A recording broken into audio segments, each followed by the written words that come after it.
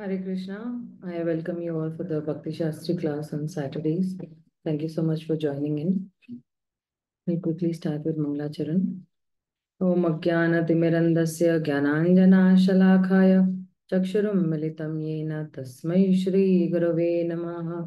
Shri Chaitanya Manobhishtam Sthapitam yena bhutale Swayam Rupa Kadamayyam Dadati Swapadantikam.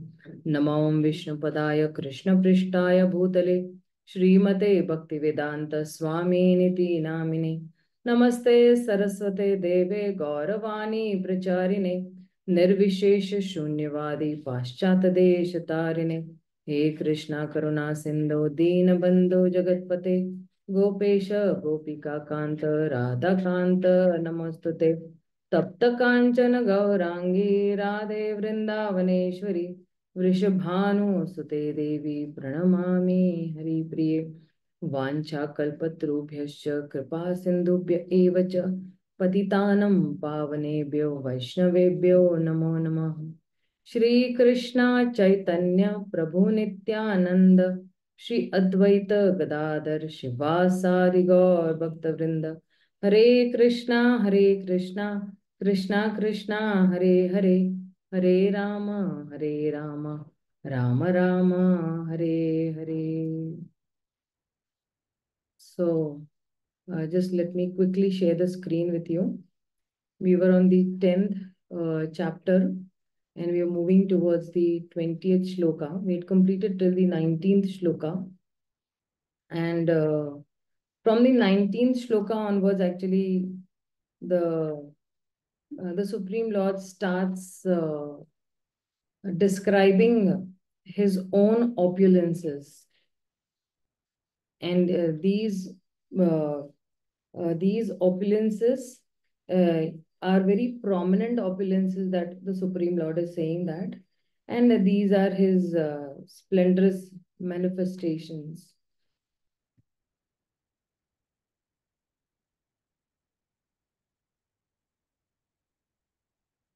So he says in the 20th shloka,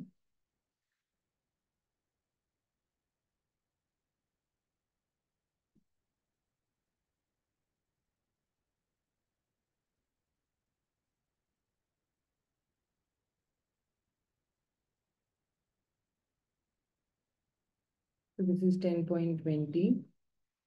He's saying that Aham Atma Gudakesha Sarva Bhutasya Stitah Aham Adishcha Madhyam Cha Bhutanam Anta Eva Cha.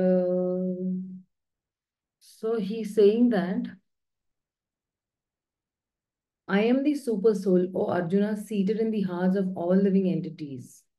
I am the beginning, I am the middle, and I am the end of all the beginnings. So, the 19th shloka that we started with was actually an introductory, shloka, which Krishna is introducing. And then he's saying that Aham Atma Gudakesha. He's saying that because Arjuna over here is referred as Gudakesha, who has conquered his sleep and, many other, other things also. And the other meaning means that the first meaning is that one who has conquered the sleep, and the other meaning is that one who gives sweetness to the Lord. Sweetness to whom? Sweetness to Lord Brahma and Shiva also. And this is possible only when the devotees have love and devotion for the Lord, and they have love and devotion uh, uh, uh, towards every living entity also. So that is why he's saying that Aham Atma, I am the Atma.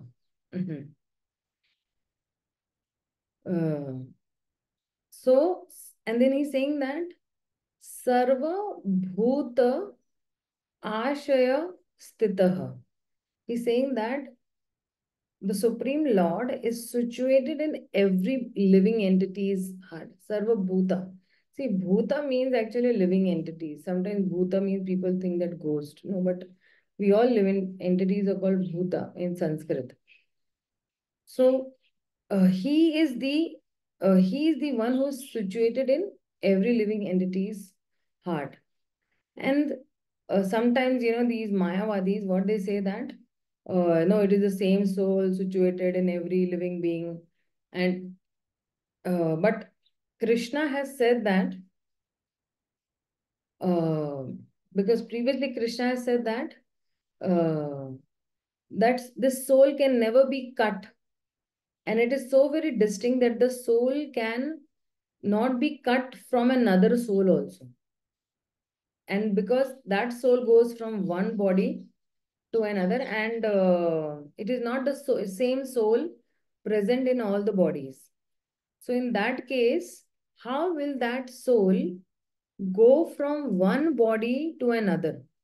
Because uh, when we say that, over here, when we say that aham atma, so when he's saying that aham atma means actually the super soul.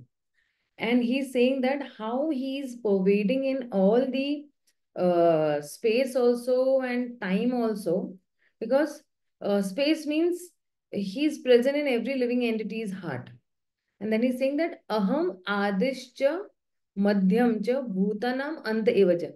So I'm the beginning, I'm the end, and I'm the middle also. So beginning is actually Mahavishnu, and in the middle, we are not maintaining, but he's maintaining us. uh, how is he maintaining us?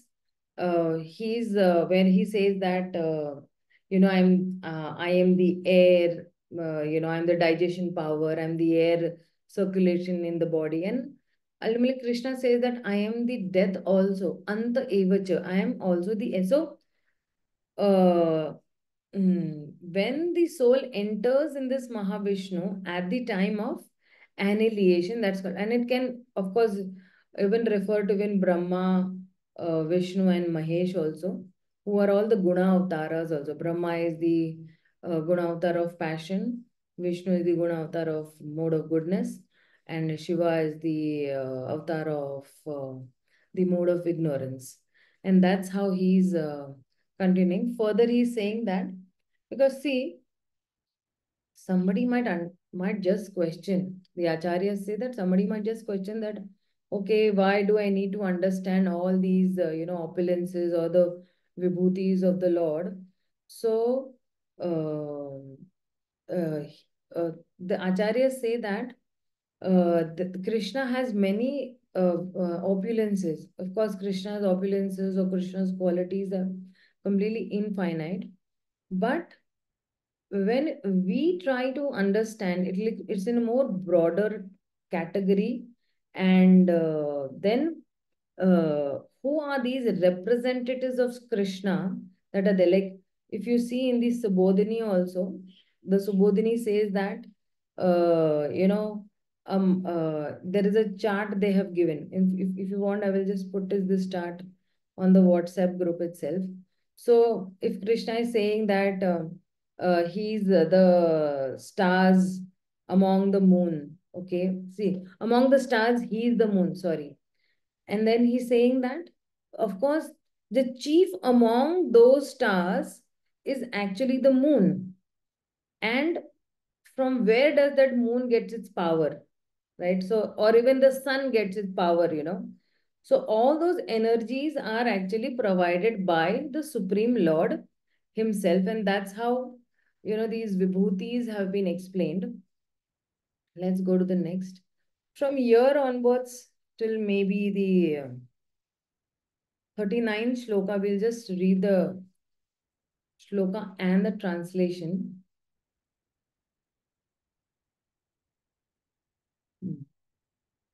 He says that Adityanam Amar Vishnu Jyotisam Ravir Amshuman Marichir Marutam Asmi Nakshatranam Aham Shashi. So he says that of the Adityas, I am Vishnu, of the lights, I am the radiant sun, of the Marutas, I am Marichi, and among the stars, I am the moon. So when Krishna is saying this, that, I am all this, what does it mean that? See, when we say this vibhuti, it can be said that one among the many, like, so for example, when he's saying that among the demigods, he's Indra. So he's one among. But so many material manifestations are there, and among them, one special person is actually, the Supreme Lord. And this particular, Vibhuti yoga means, you're connecting actually, right?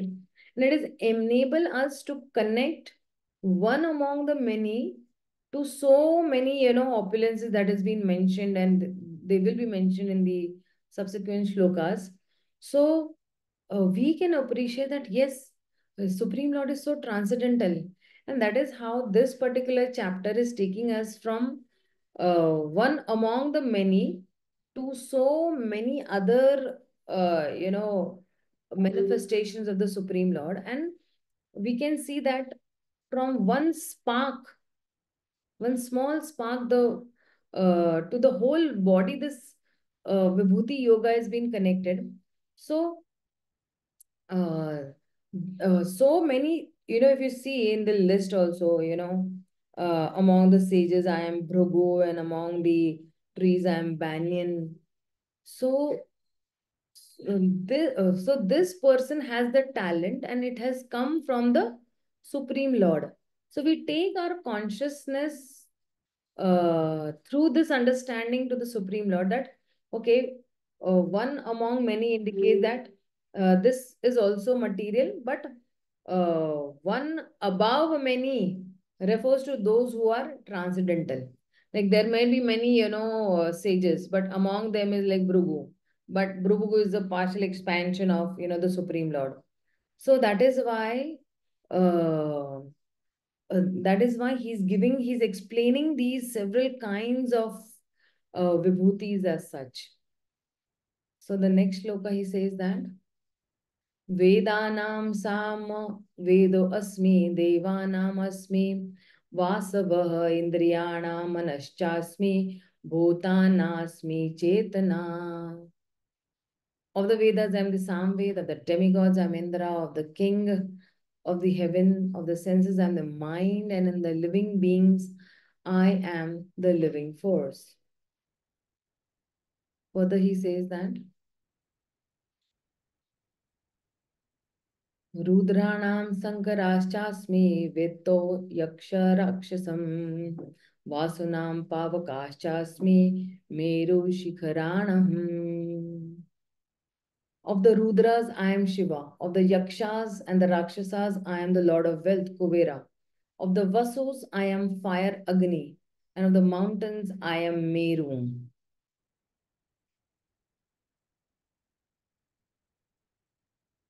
Purushodhasam cha mukhyam ma vidhi partha brihaspatim senani na maham skandam sarasam asmi sagaram. Of the priest, O Arjuna, know me to be the chief Brihaspati. Of the generals, I am Kartikeya, and of bodies of water, I am the ocean. Maharshinam Bhrugur Aham Giram Asmi Ekam Aksharam Yagnanam Japa Yagnosmi Sthavaranam Himalaya. Of the great sages, I am Bhrigu. Of vibrations, I am the transcendental Om. Of the sacrifice, I am the chanting of the holy names, Japa. Of the immobile things, I am the Himalaya.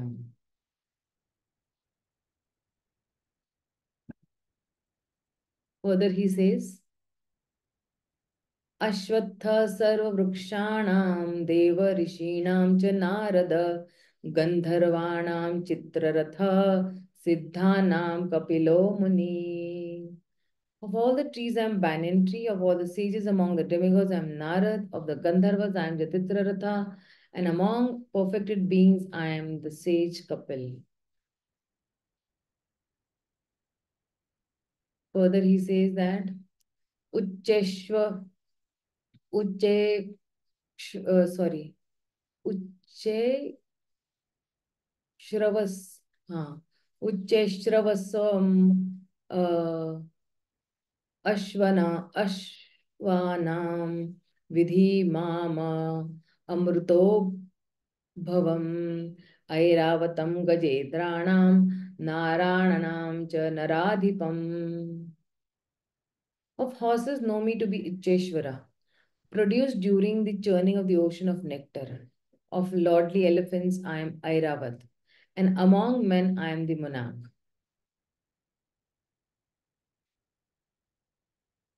So the king is also the representative of the Supreme Lord, and that is why saying, among the men, I am the monarch. Further, he says that Ayudhanam vraj dhenunam kama dhuka prajanachasmi kandarpa sarpanam vasuki. Of weapons, I am thunderbolt. Among cows, I am the surabhi. Of causes for procreation, I am Kandarpa, the god of love. And the serpents, I am Vasuki.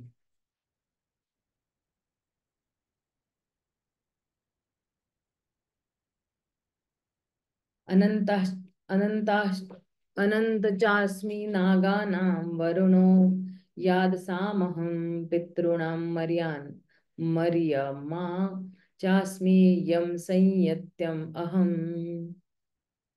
Of the many hooded Nagas, I am Ananta, and among the aquatics, I am the demigod Varuna. Of departed ancestors, I am Aryama, and among the dispensers of law, I am Yama, the lord of death.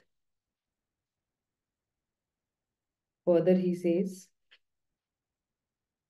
Prahladaschasmi daityanam kala kalayatmaham mriganam ja mrugendroham vainateyascha pakshinam. Among the Daitya demons, I am the devoted Prahlad. Among subdues, I am time. Among the beasts, I am lion. And among the birds, I am Garuda. Further, he says, Pavana pavatamasmi Rama Shatra Vrutamaham Ishana Makara Chasmi Srotastam Asmi Janavi. Of purifiers, I am the wind. Of the welders of weapon, I am Ram. Of fishes, I am the shark. And of the flowing rivers, I am the Ganges. Ganges is also called Janvi.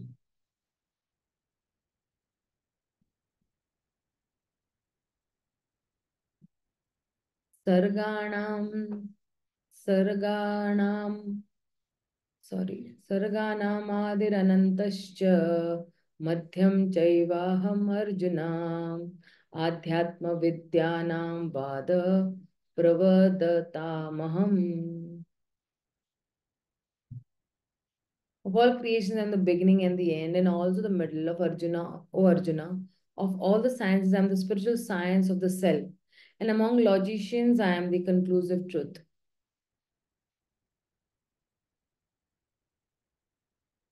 So, in this 32 shloka, what he's saying is that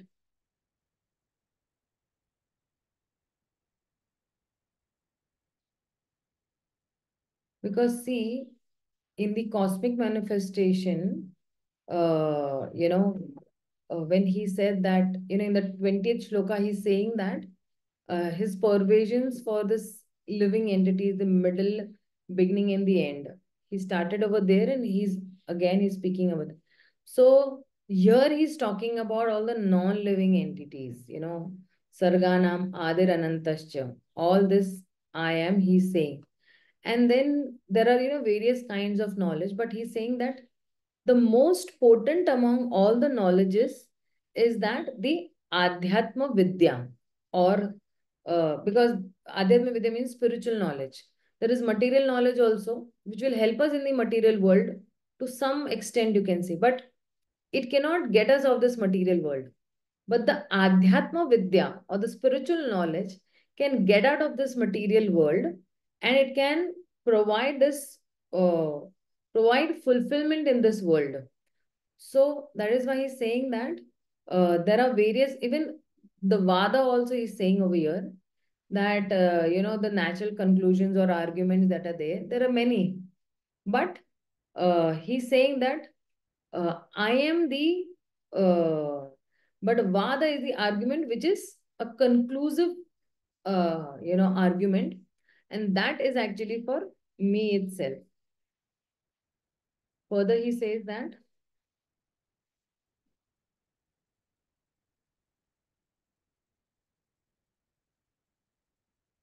so both the means say the 33rd shloka. Okay.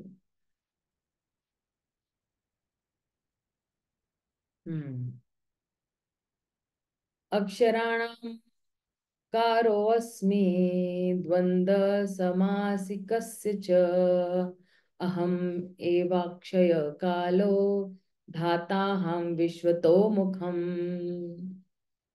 He's saying that of the letters, I am the letter A, or aksharo asmi. And among compound words, I am the dual compound. Like when you say compound words means uh, foot plus ball is football. These are compound words where two words are joined. When I say sannyas yoga, so sannyas plus yoga, that way these are compound words. I am also inexhaustible time, and of the creators I am Brahma.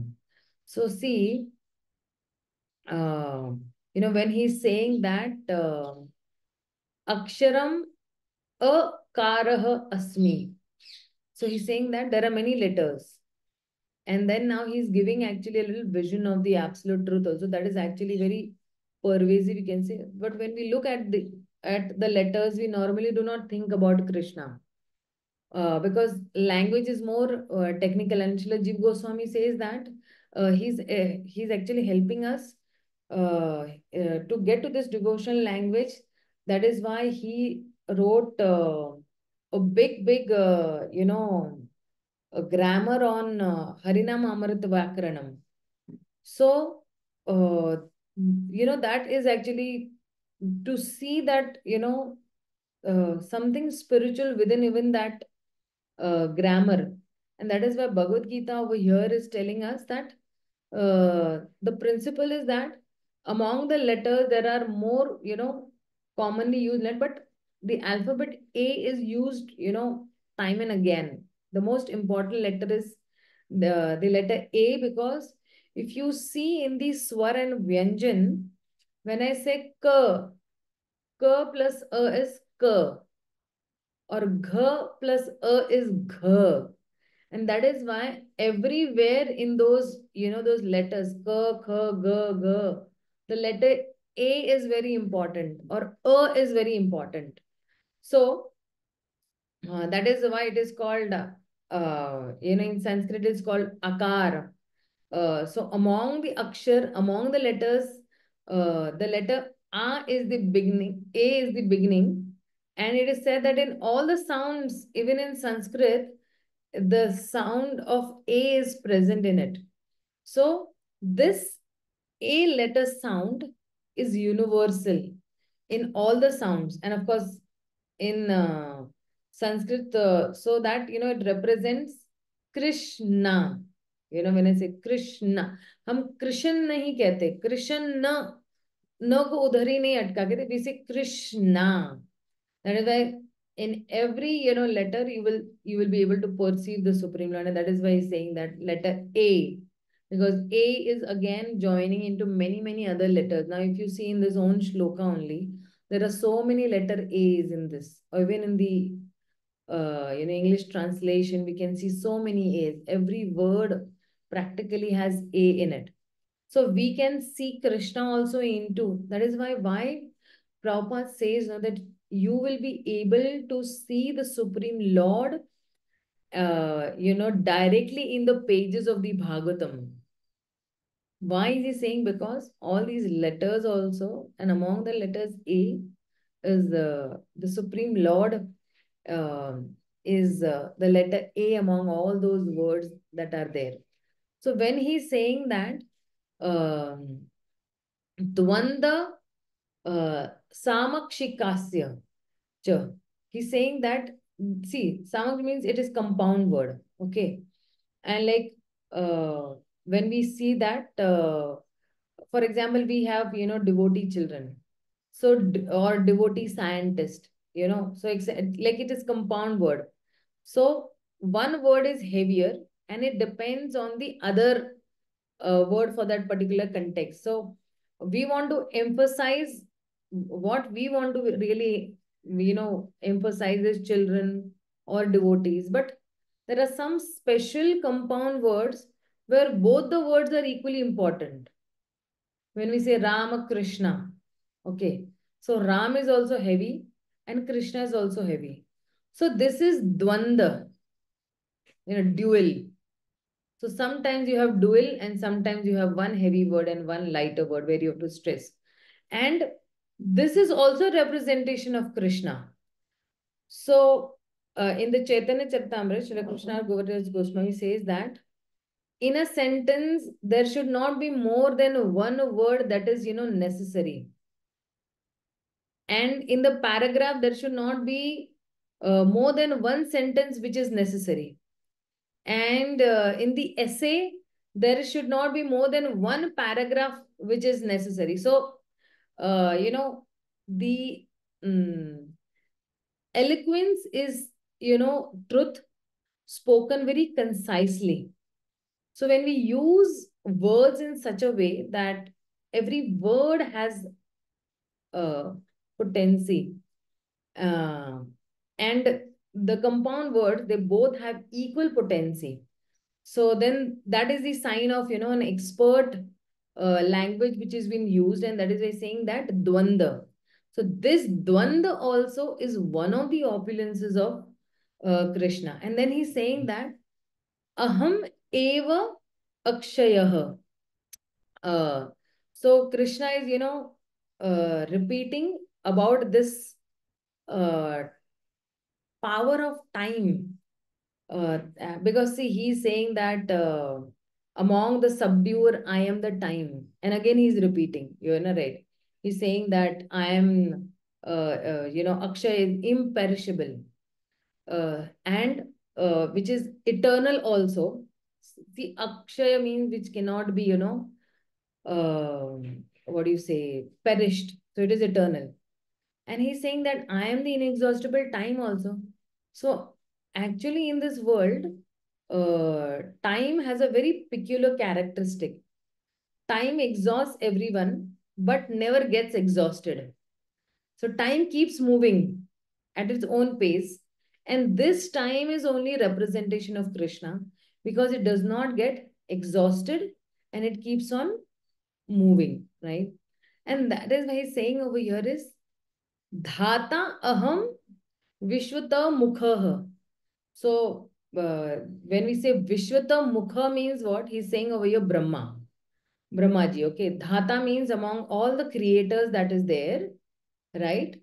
Who am I? I am Brahmaji. So he's representing, so Brahmaji is representing Krishna. So Brahmaji also is getting his power from whom? He's getting his power from Krishna. And that is one of the opulences of Krishna. This is what he's saying in this shloka.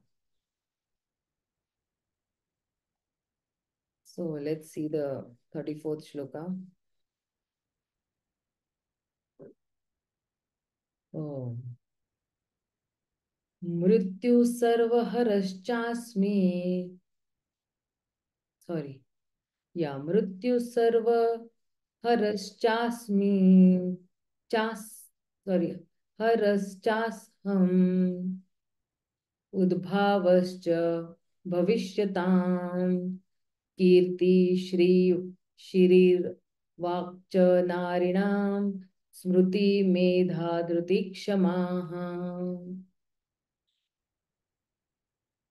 He says that I am all devouring death and I am the generating principle of all that is yet to be. Among men, I am fame, fortune, fine speech, memory, intelligence, steadfastness, and patience. So, he's saying that Mrityu, Sarva Harascha, Har lena yane, it takes away. It is uh, devouring as such. So, because and har means to steal away also, because if you see, there are many thieves which steal away, but some thieves steal away money. Some along with money they steal away some clothes also, and some ATM cards also and all. But no one likes to steal death. And uh, death not only takes away our possessions, not only takes away even our identification, or ID card, you can say, but it takes away our even self identification also itself. So that is why he's saying that udbhavascha bhavishyatam. But Krishna's opulence is not only one side. He's not only the destroyer, he's also the creator also. You know, I am the principal undelaying future manifestation, he's saying. Or bhavishyatam, future manifestations. So he's saying that, um, like for example, when, uh, there is the arrival of a new life, okay? Because in the sixth canto saying that the husband is potent. If the husband is potent and the wife is fertile, then still progeny is not conceived. Sometimes both are potent, but still they are not able to conceive, right? Why? Because sometimes the doctors say that, see, everything is all right, but still progeny is not conceived. So Bhagavatam is telling us that we are not the ultimate doers. So life doesn't just come by union of male and female. There has to be some sanction of the Supreme Lord also, with the fertility and the potency of the male and the female. So this is what he's trying to say. Like I have seen in many, many examples that for 15 years, a couple does not have a child. And then and it is not even there in their karma, it's not even written also. But since they are devotees of the Supreme Lord and they request the Supreme Lord becomes obliged to them. And because of that obligation, the Supreme Lord gives them a child. Like with my own sister, I have seen, like everything is normal with both husband and wife. But for 7 years after marriage also, they were not able to, produce a child. But somehow there, when they took shelter of the Supreme Lord intensely, so after 7 years, now they have two children as such. So sometimes uh, the Supreme Lord delays. He might want that, he must be having his own plans, which we really don't understand, that why some couples get, children late, or they don't get at all. Like one of my friends in Delhi, I know, she's been married for past, like you can say, 25 years almost, but still no progeny as such. But they are like very good preachers in Delhi, very high class preachers in Delhi, and they around selflessly go around preaching. So he's saying that Kirti Shri Vakacha. So and Narina Smriti Meda Dhrita Kshamaha. So he over here he's giving even a list. Kirti means fame, and Shri means beauty, and he's given, Smritir also, that, and so many, so when you say that memory, intelligence, firmness, and patience, there are various explanations given, by different acharyas, And these all qualities are considered to be feminine. But Srila Prabhupada is mentioning in his purport, if you see, he's saying that among the women, I am fame, fortune, fine speech. What does this mean? That when women have these qualities, this manifestation, or that is the manifestation of Krishna. That is true. But another meaning would be that meaning is that these themselves are feminine qualities, which means that there are certain nouns which are masculine and certain nouns that are feminine. So nari nama, it will refer to feminine noun among even the among feminine nouns. So these are actually very special. So the point is that we can see the opulence of Krishna and attract ourselves to Krishna. So vak means also language. When you say fine speech, means in Sanskrit can mean also language. Okay, and it is said that Sanskrit language is able or capable of expressing every thought what human mind can come up with. And that is the speciality of that particular language. So Vaka is often referred to as, like even the Sanskrit speech or Sanskrit language that is there. Okay. When we say no Vaka Siddhi means what? Anybody, like in Prabhupada says in many places that uh, if somebody actually follows for 12 long years, proper daily wake up in the morning, Mangla Aarti, Brahma Muhurt, then he attends Mangla Aarti and chants 16 rounds and attends the full morning program, he gets a Vaka Siddhi. Vaka Siddhi means whatever he will say will come out to be true. Whatever he will say, it will come out to be true. Because he has done that much tapasya that way. So ahead he says that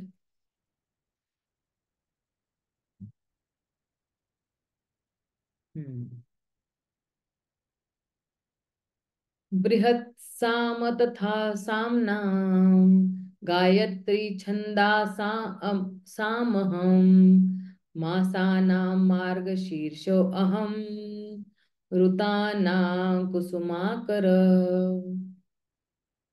He says of the hymns I am Samaved and I am the Brihat Sam, and of the poetry I am the Gayatri, of the months I am Margashish. Because see, in the month of November and December, the atmosphere becomes very, very, soothing and sober. It becomes very conducive. And of the seasons, I'm the flower bearing spring. The spring season is also very nice, cooling, soothing, it gives a lot of happiness to our mind when you see, new flowers and leaves being, coming from that particular tree. So he's saying that Brihat Sama Tatha Brihat Sama Tatha Samanam. So he's saying that there are many melodies, which is used for praying the Supreme Lord or glorifying the Supreme Lord.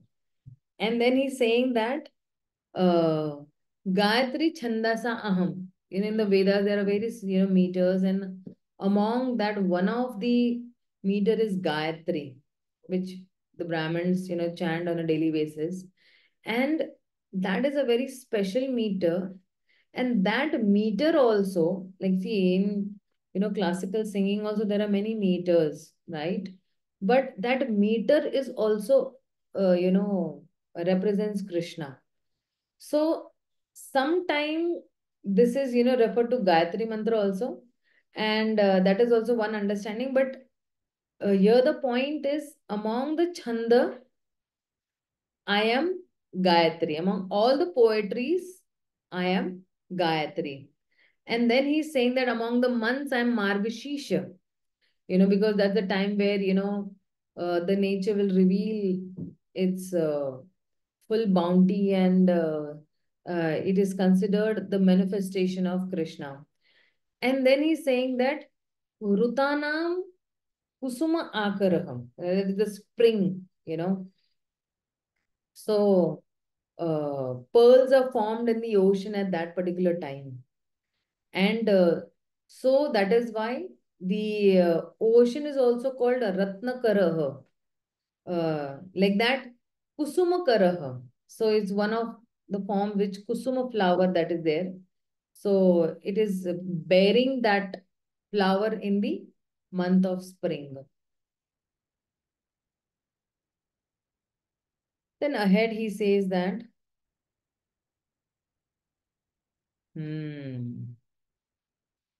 he says that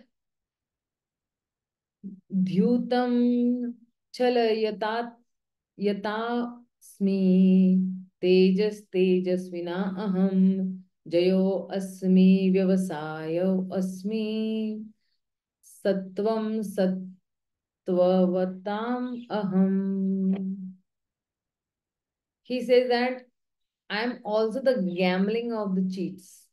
Of the splendid, I am the splendor. I am victory, I am adventure, and I am the strength of the strong. So he's saying that Dyutam Chalayatam. So he's saying that means cheats among all the form of cheating. I'm gambling, when someone is, deluded. So much, for example, that in gambling, everyone knows that one is more likely to lose, than win. But if the gambler is meant to gain, then gambling houses were meant to win become bankrupt. So here the point is that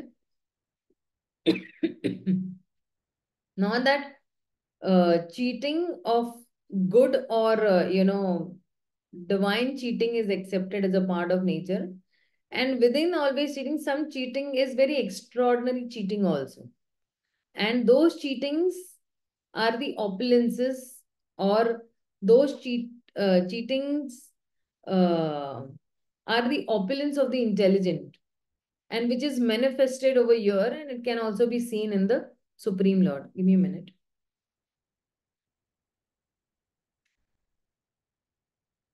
So, and that is why saying that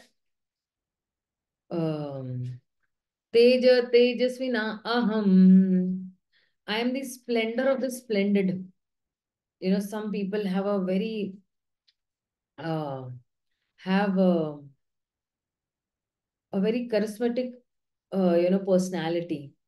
Some people have a personality that is very splendorous. So that is a representation of Krishna.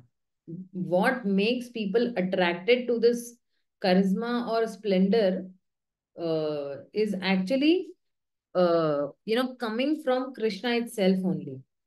So like for example, disciples get attracted to the spiritual master, and other people may say that other people might just wonder that why is this person attracted to a person who is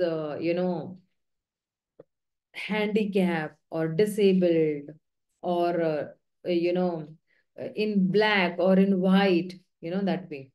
So why they are so madly attracted towards that person, some people might really wonder. And of course, charisma of the material leader and the spiritual leader are both of very different nature. Yesterday, His Holiness Guru Prasad Swami Maharaj was explaining in his Bhagavatam in the morning. He was saying that when Krishna speaks the Bhagavad Gita, it is enlivening everybody.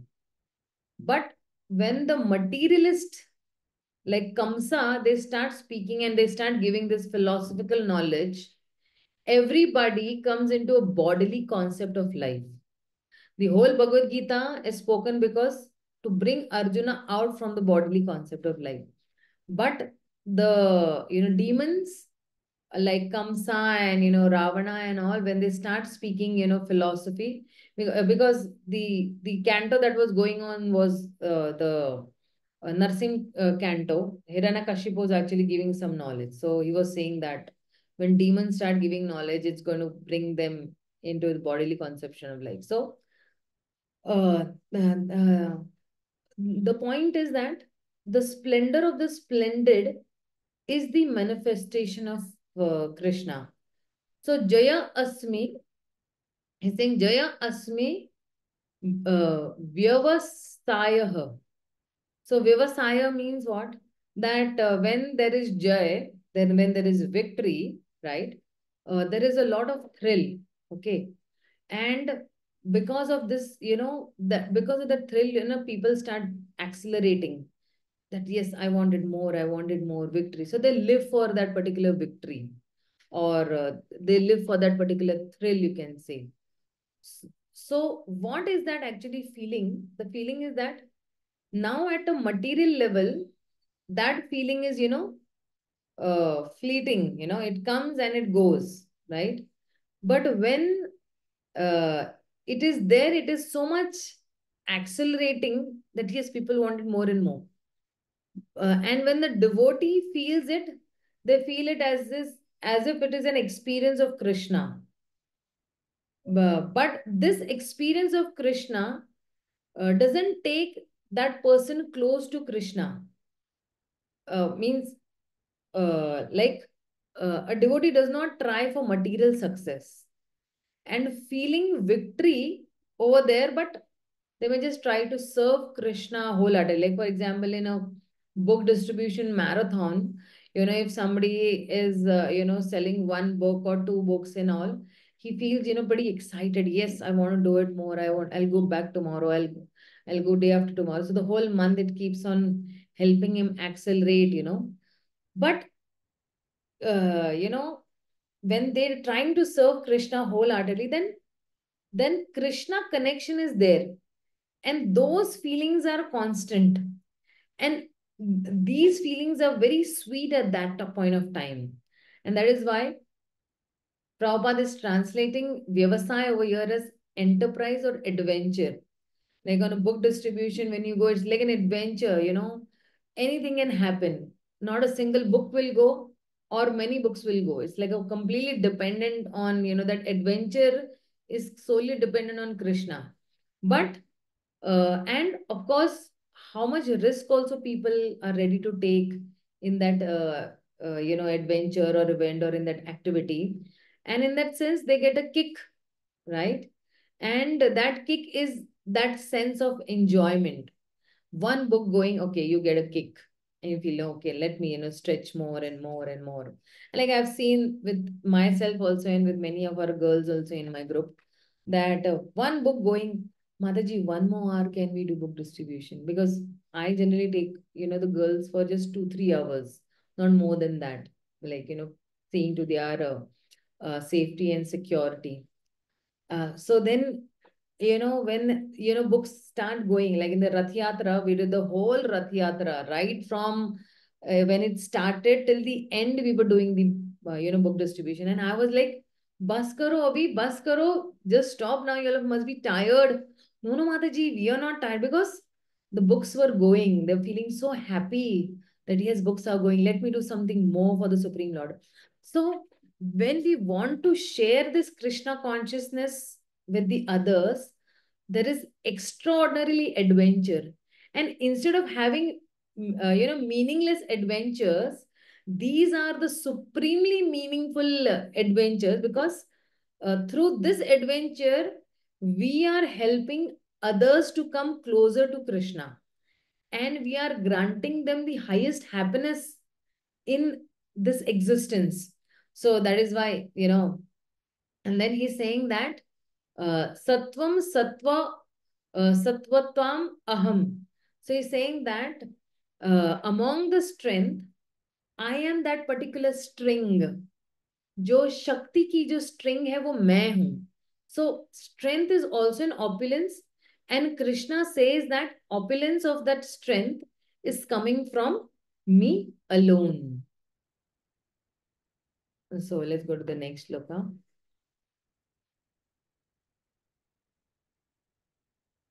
Prabhupada in the last line is saying that no one can surpass Krishna in strength. And we have seen that so many demons have been just killed by Krishna. They say that Krishna used to kill somewhere around some odd 100 demons before lunch. So that is Krishna's strength. And these asuras uh, or these demons, they used to come to give actually pleasure to Krishna because Krishna wanted to experience Virya Ras.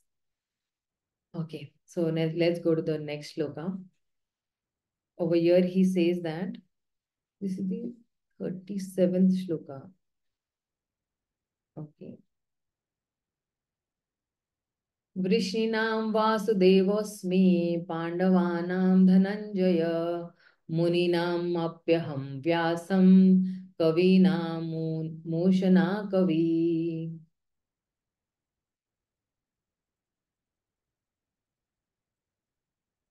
Of the descendants of Vrishni, I am Vasudeva, and of the Pandavas, I am Arjuna, of the sages, I am Vyas, and among the thinkers, I am Ushana.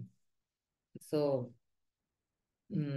he's saying that uh, because see, when he's saying among the sages, so Kavinam Ushana Kavi, he's saying this like, so he's saying that Ushana is actually uh, uh, referring to Shukracharya because he's the guru or he's the priest of the asuras. And asuras may not worship Lord Vishnu, but they will have faith in the power of these rituals. So when they wanted to do some yagya, they want a powerful priest because the priest will be doing yagya. So they wanted a powerful priest. So also Shukracharya also knows the Supreme Lord. And we know that the conversation at the end of the Vaman appearance, right? He said that whatever fault can be there in this sacrifice, but when your holy name is there in that particular sacrifice, all the faults can be counteracted. So Shukracharya is an extraordinary priest. He is not a normal priest. He's an extraordinary priest. And that priest is also considered a manifestation of Krishna who's helping these asuras to follow some rituals and have faith in the power of these rituals in that sense. Okay, let's go to the next shloka. This is the 38th shloka. Oh, this is a little.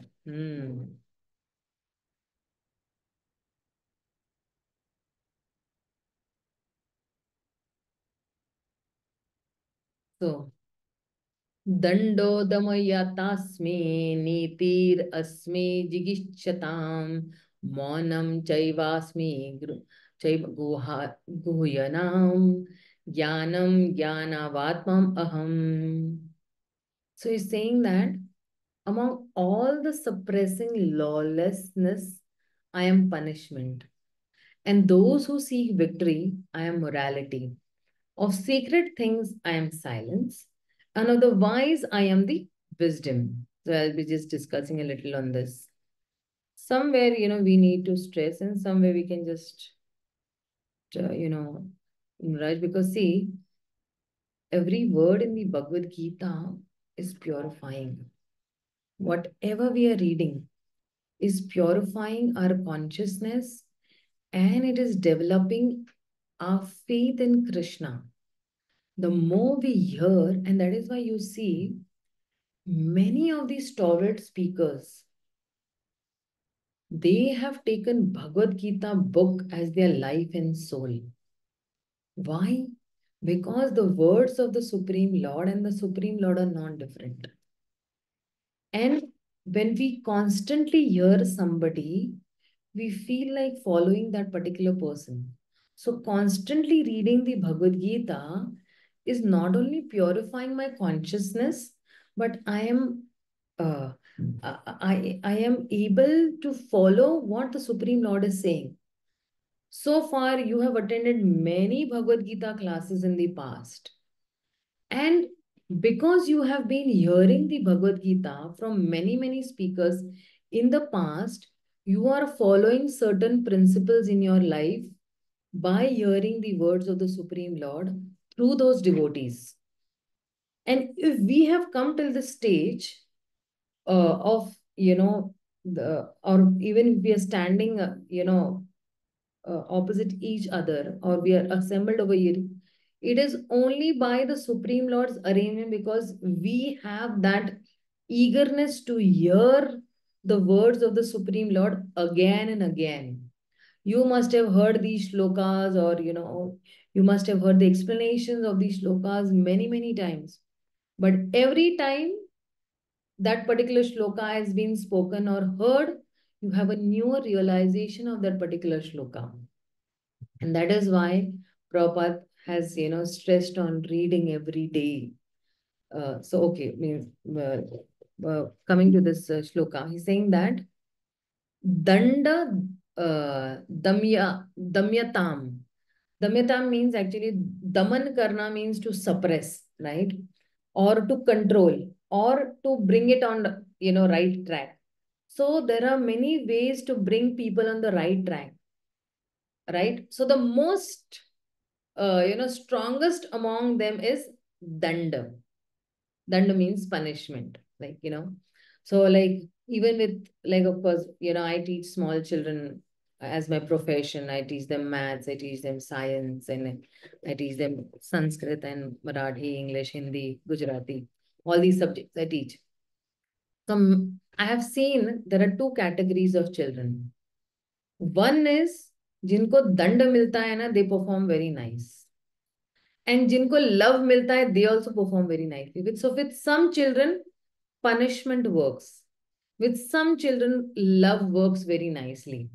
Like with one of my students, when I raise my voice, and when I, you might think that how can Mataji raise her voice? But yes, we have to. Over here, I'm at the position of a teacher. So the teacher is giving some punishment or raising the voice for the child's betterment. So when I raise my voice and I say, you have to do it, otherwise I'm not going to send you home, that's the time, his efficiency comes out. And whatever target I have given him for those 2 hours, he will do it and then he'll go. So he knows. So this danda is really required. So if it is good, if we can convince people by some good advice and the wise counseling, sometimes if that does not work, then the last resort is punishment. And that is why in all the cultures all over the world, there are some strong means of punishment. They'll have some jails or some reformation centers. So that danda, or the punishment, is the last resort of punishing people. And Krishna says, I am that punishment, I am that danda. Of course, that does not mean that, Krishna wants to give punishment to everyone. That is not the meaning actually of this verse, because this is the vibhuti of Krishna. And when we're talking about the opulence of the Supreme Lord, so which is most powerful, most attractive, most influential among all the various manifestations is emphasized. So, dand is a very forceful way of making a point. And when that point is not able, is not been, able to make by any other way, then this is the only way this person will be, reformed, you can say. And that is why danda. Of course, when I see myself, I see myself that, I've been punished by the Supreme Lord in this material world, and I happily accept that punishment. And there are many other, subtle punishments also coming my way. There are so many punishments I get. Throughout the day also I get a punishment. For example, while cutting sabji, my hand might get cut. It's a punishment for me, because while cutting sabji, I'm not remembering the Supreme Lord. So, okay, a hand got cut immediately. Oh, Krishna, immediately the remembrance. So this is like, just an example I'm giving, that how Krishna wants us back home, back to Godhead very soon. And that is why these small, small punishments are coming on. So, there are, there is the Niti Shastra, and there are many kinds of, Niti. Like there is the Brihaspati Niti or the Shukra Niti or the Kanika Niti. So, Brihaspati Niti, when we say, because Brihaspati is the priest of the demigods, right? So, Brihaspati Niti is uh, uh, chosen for good means and good ends also. To strive for good ends by good means. And Shukra Niti is, as long as ends are good, means doesn't matter, you know. And Kanak Niti is that it does not care about the ends also, and it does not care about the means also. Just try your own, protection and pleasure and power. So, because see, who is this Kanaka? Kanika was a Brahmana, friend of, Shakuni.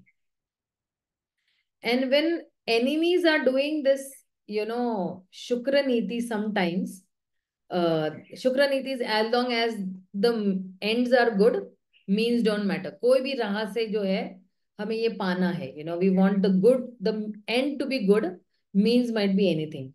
So Shukra Niti sometimes, we have to do this, uh, you know,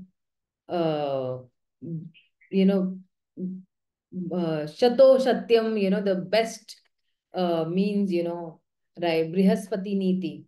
So Krishna says that those who achieve victory by virtuous means, they are representing this Vibhuti of Krishna. अच्छी नीति से अगर आप business करते हो, we are representing Krishna. But if you are cheating, we want money, but the means might be cheating. No, I will I will cheat people, I will, say something false, and I will, exaggerate. The means might be false, but the end might be good.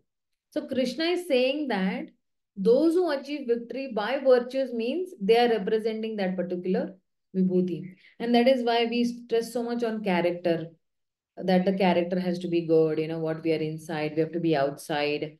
It shouldn't be that we are double faced, that inside we are something and outside, that's called hypocrisy. And then he's saying that monam cha eva asmi. Monam cha eva asmi guhyam. The best way to keep a secret is to be silent. Don't speak anything. Sometimes we want to keep a secret, but it does not, stick around into our stomach, and then we have to, so that is why we just have to be silent. Sometimes we have to be silent for our benefit also, or we have to be silent for the others' benefit also. And then he's saying that Jnanam Jnanavatam Aham. So, what is distinguishing the wise is the wisdom.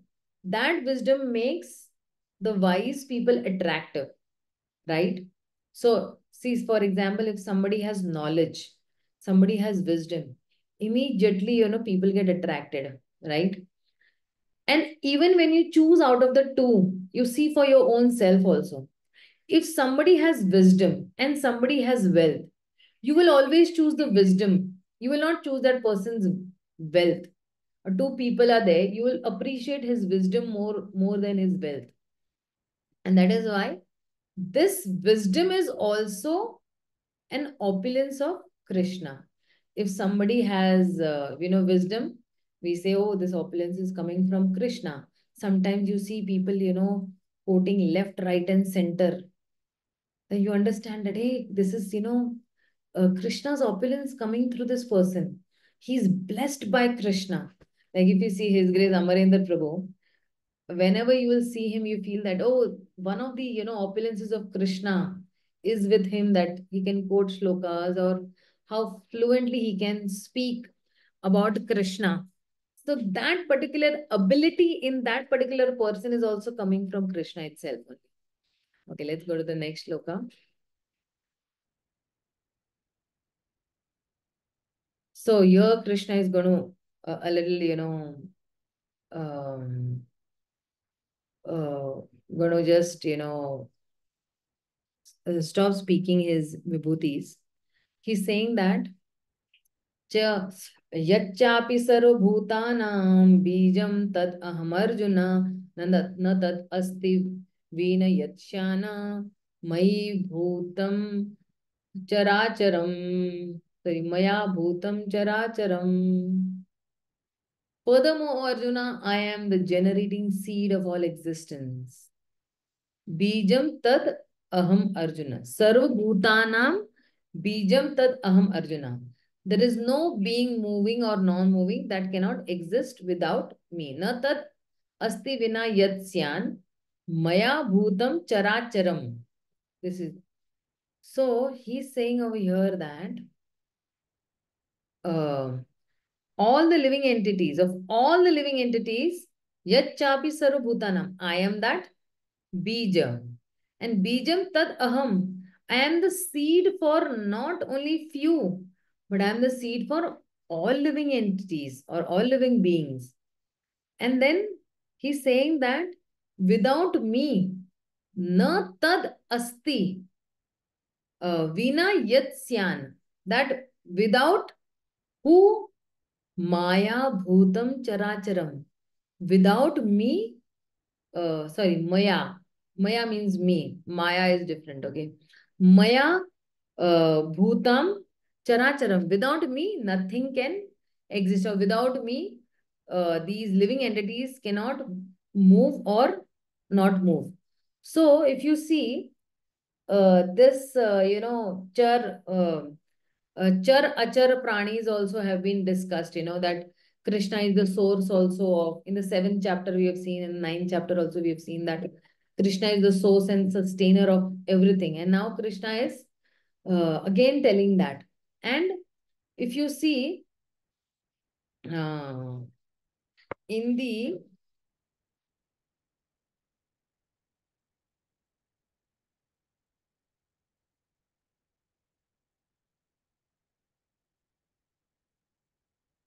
in the 19th shloka where he says that I will tell you only the prominent, I will tell you only the pradhana shrestha, he says that I'll be speaking only about the main opulences. Baki to kitne sare opulences are there, but he is going to speak about the main. So when Krishna said that his vibhuti is like, shark in the fishes, that doesn't mean that Krishna does not have affection towards the other fishes that are there, the but or he does not have affection towards other living beings. But it simply means that the attractive feature in the shark is an opulence of Krishna. When we see the shark, such a huge animal, and we say, oh, a shark, shark. So that attractive feature is actually Krishna. And it is an opulence of Krishna. So Krishna is clarifying in this verse that everything is sustained, by me. Not only I am the source, but I'm also the sustainer of everything.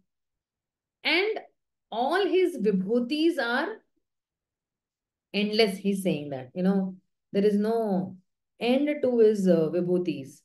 So in the next also shloka, he's going to say the same thing, that there is no end to my vibhutis.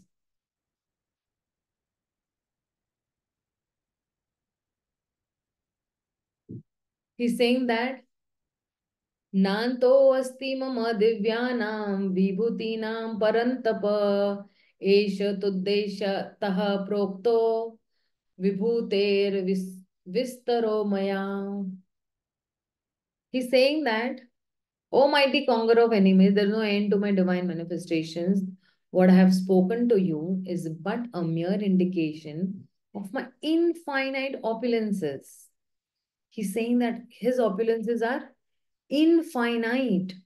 So, I have just given you some examples, but if you see in this world also, we find so many things that are attracting. So we have to understand that this attraction is Krishna's opulence. And then there is whether that attraction towards a particular thing which is taking me closer to Krishna or which is taking me away from Krishna.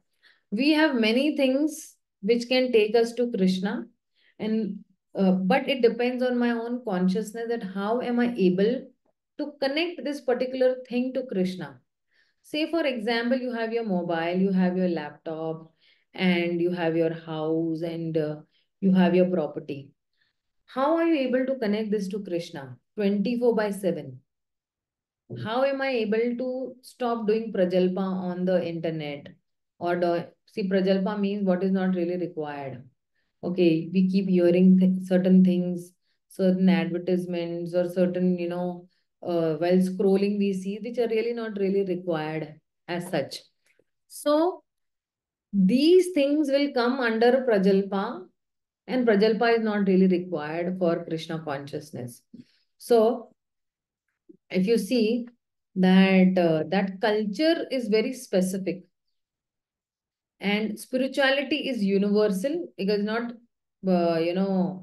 bounded to only one section. Spirituality can manifest in different ways also, culturally also. So the Krishna's opulence is manifested in this world through many extraordinary manifestations also. And Krishna is giving us those examples of those manifestations as, a cultural understanding of time when, he came over here 5,000 years back. So some of these things we may not be able to relate at this point of time as the opulence of Krishna. For example, we might not be able to relate that among the birds I am Garuda and among the demigods I am, Indra. Although they are existing, but because of our, ways of education, sometimes we may not be able to relate. But when we read more and more of the scriptures, we'll be able to relate more and more. Again and again, when that hit and hammer is there. And sometimes we are engaged in direct Krishna conscious activities, but in certain situations, we are in midst of some material things also. When we see, some extraordinary manifestation through someone, we can understand that yes, this is the opulence of Krishna manifesting through that particular person. Which I gave an example of His Grace Amarendra Prabhu or Amog Leela Prabhu or many other, sannyasis, exalted sannyasis who are there. So that is also an opulence of Krishna manifesting through that particular person. So we do not want to be, attracted by material things, but something is attracting in our mind or in people's mind, we can just understand it is a manifestation of Krishna's opulence. And if this little opulence is so attractive, like nowadays, people are crazy with iPhone or iPad. So if this little opulence is so attractive, how much attractive Krishna would be if I connect myself to Krishna? How much joyous that would be. So, the bhakti yoga is not a process of rejection. We don't reject. That is why you see so many spiritual masters, they've never rejected their disciples. They have always, adjusted with them and, they have given them motivation and all. So, bhakti yoga is not a process of rejection, but it is a process of connection. We connect people. We don't reject people. We connect people. And connection of matter to spirit is very nicely, given in this particular chapter. So, how will we connect? Like, for example, some people, they reject. Like in Srila Prabhupada's time,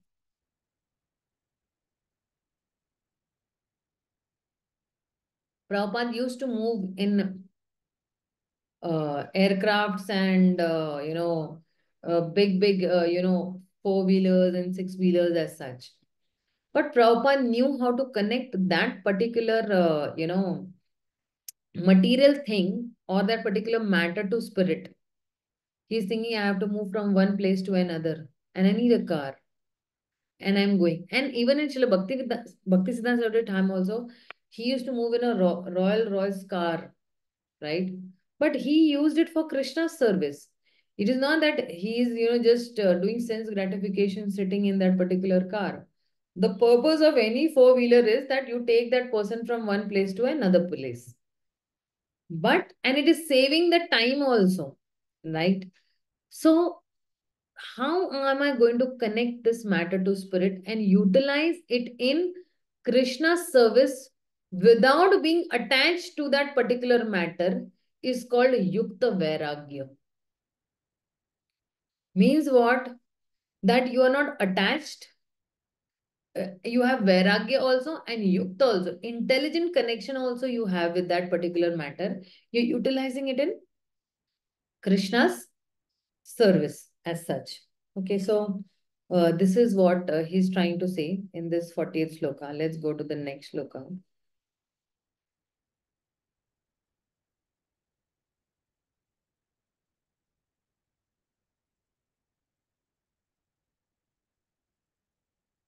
Yeah, yad yad vibhuti mat sattvam shrimad uritam eva va tad tad eva gachatvam mama tejo asma sambhavam. Know that all opulent, beautiful, and glorious creations spring from but a spark of my splendor. So, see, if we are attracted only to spark, then sparks will soon end and you are left with nothing. So, instead of getting attracted towards the spark, we let the spark remind us about the whole and then redirect our attraction to the whole. So, like if we are attracted towards the spark, we will have some infinite longing also, right? And so instead of that, we should have longing for the infinite. So, one place, all attractive things are present, and that is the spiritual world. Like, for example, somebody is attracted to a Bollywood actor or actress. But we have to understand that we can appreciate the beauty of that actor or actress. Oh, if she is beautiful, how beautiful my Srimati Radharani would be. And that is how we connect that, yes, this particular beauty of this Miss World or Miss, universe is actually coming. They say that um, the beauty of the apsaras in the heavenly planets is like compared to the beauty of the Lakshmi in the Vaikunta planet, like they are just like cockroaches. And the beauty of Srimati Radharani is so beautiful that Mother Lakshmi also wants to become the servant of Radharani. Though Lakshmi is an expansion of Radharani only. And that is why the most beautiful person in this world is Srimati Radharani.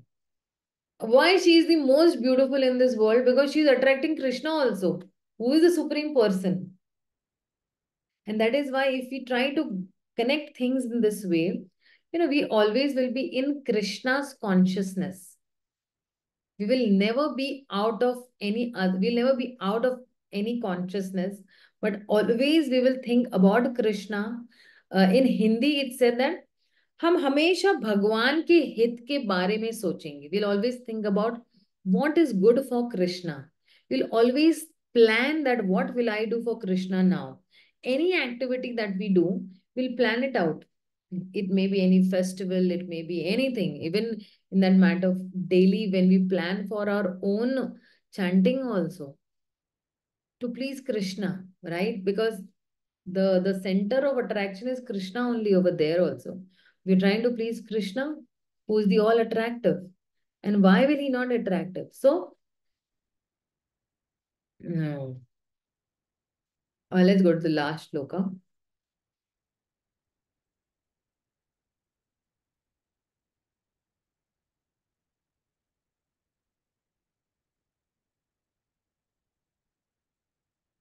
Hmm. अथवा बहुनैतेन किं ज्ञातेन तव अर्जुन विभष्ट विभष्टभ्याहमिदम् इदं कृत्स्नम् एकां सेन स्थितो जगत्. So see what he's saying that But what need is there, Arjuna, for all this detailed knowledge? With a single fragment of myself, I pervade and support this entire universe. Like, somebody might question, that what is the need? Athava bahuna etena. What is the need? Bahuna means many, or etena is this many, of this I can talk about. Yeah. So he's saying that what is the use of knowing all this, Arjuna? Just understand this, Vibhatsya aham idam kritsam. He's saying that this whole universe, or the whole of the existence of this universe is just pervaded by just a fraction of mine, he's saying that. And how is Krishna, pervading? He's pervading as the super soul of all living entities. So, see, before Mahavishnu, all are in the spiritual world. They do not interact only with the material nature. Okay. And uh, last three are, the Purusha Avtaras. They interact with the material nature, but they do not get contaminated by that. So, Mahavishnu is the super soul of all the existence, all the Brahmandas, you can say. Okay. Not just of one Brahman, but of all the other universes also. And from it is from him only everything is coming. Okay. And then Garbhodakshay Vishnu, when we say Garbhodakshay Vishnu is the super soul of every universe. I have millions of universes, and Garbhodakshay Vishnu enters into that one universe, and it becomes the super soul of that particular universe. But Shirodakshay Vishnu is there, which is he's the present in the top loka also of the Brahma Loka, right? That is called Shir Sagar. But along with that, he is present as the super soul in the heart of all the living entities.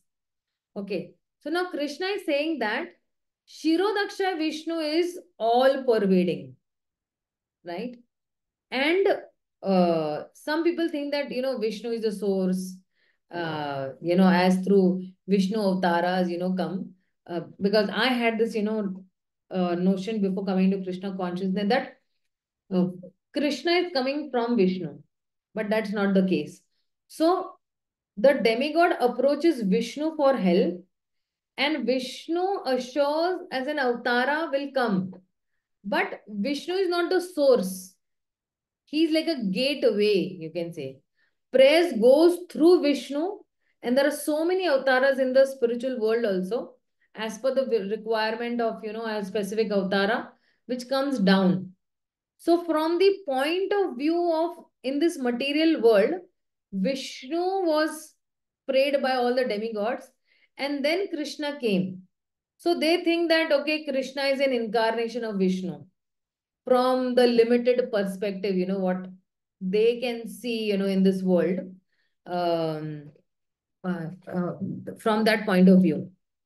But the truth is beyond this perspective or this world, and that complete reality is explained, right? That in the spiritual world, Krishna has 64 qualities. Vishnu has only 60 qualities. And what is the four qualities that are distinguishing Vishnu and Krishna are his Rupa Madhuri, Venu Madhuri, Leela Madhuri, and Bhakta Madhuri. Four, right? Rupa Madhuri, Venu Madhuri, Leela Madhuri, and Bhakta Madhuri. So, out of these four also, what is so special? The Bhakta Madhuri is very special. Bhakta Madhuri is special that Lakshmi Devi also desires to enter into what the gopis are getting. And she also wants to enter into the Ras Leela. So, from the rasa point of view, there is a difference. These are the four different rasas. the Roop Madhuri, the Venu Madhuri, the Leela Madhuri, and the Bhakta Madhuri. So, if you see in this purport also, because Srila Prabhupada has taken it from Srila Baldev Vidyabhushan's, commentary, this particular thing. So he is saying that, uh,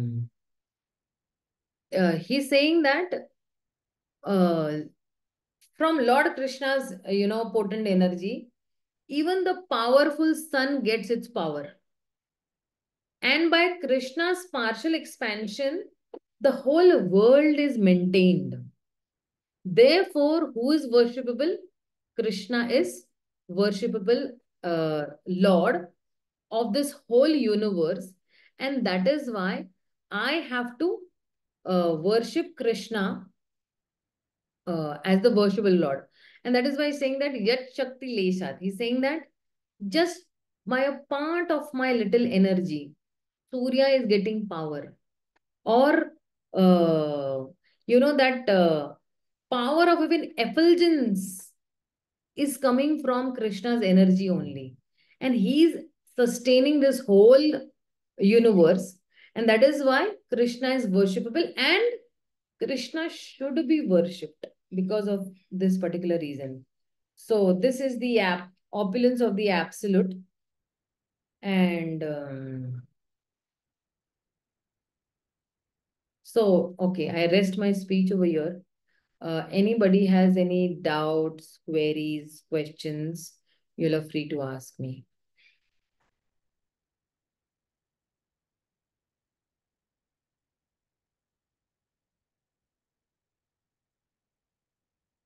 Yes, I was planning that, we have still half an hour and I can start with the 11th chapter. What do you all suggest? Can we start with the 11th chapter or should we start with the 11th chapter next week? Mataji, we can start, I think. Yeah, because see, so many chuttis we take, no? And I mean, not y'all, but I myself am talking about so many holidays we take because we have some festivals and our Janmashtami also will be coming up very soon. So I was thinking that before Janmashtami, if I'm able to complete, then throughout that whole Janmashtami time, you'll have a lot of time for celebrating the festival also. And you'll have time for, your examinations also, right? So let's see how Krishna desires, because the whole class is controlled by Krishna and not by any of us, because we have the 12th chapter also, and 12th chapter has some good amount of 30, 20 shlokas. But this 11th chapter has how many shlokas? Just forget. It is 55 shlokas. It's a little longer chapter. Okay, we'll just start with the 11th chapter. I'll have to just stop sharing the screen and I'll have to stop.